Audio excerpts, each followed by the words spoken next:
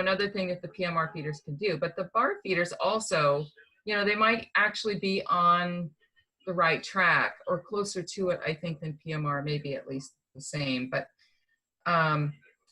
the problem with BARF feeders is they tend to overcomplicate meals. They put supplements and oils typically in with the meals. They follow this completely crazy, arcane, complicated, complex, these menu plans that are put forth by some of the holistic vets that have made names for themselves, you know, by aligning themselves with, you know, natural home feeding, you know, alternatives. And they also mix every food that a dog could possibly need in his lifetime in one bowl and expect the dog to be able to digest that all at once. And it just complicates digestion. But, you know, the body wants one food at a time, basically. When a dog eats rabbit, yeah, he's going to eat a little bit of stomach contents. When wolves have actually been shown out in the wild as shaking the stomach contents loose before they eat the internal organs of a large ungulate like an elk or a deer.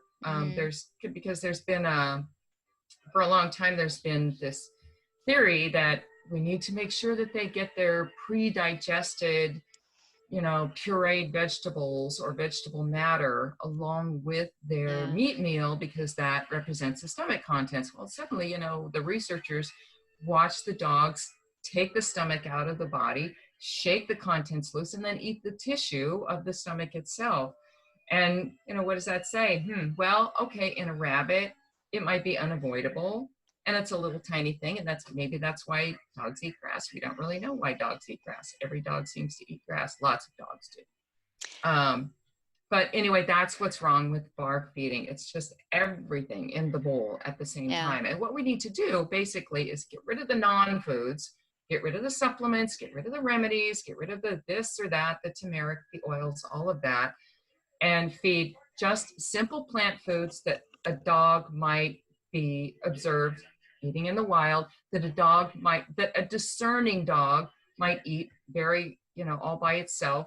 Like we do feed certain plant foods that we've never seen a dog in the wild eat. We've never seen a dog eat cooked yams in the wild. But what we know about cooked yams is that a discerning dog will pass up a raw yam, but will readily eat a cooked yam. And, you know, you have to wonder why. Some nutrition has been lost in the cooking, but also what happens is that the starches had been converted into simple sugars in the cooking process. And that's why they taste, you know, cooked yams taste sweeter to us. And they also taste sweeter to dogs. Dogs have very, not very sensitive taste buds, but they do have taste buds. Yeah.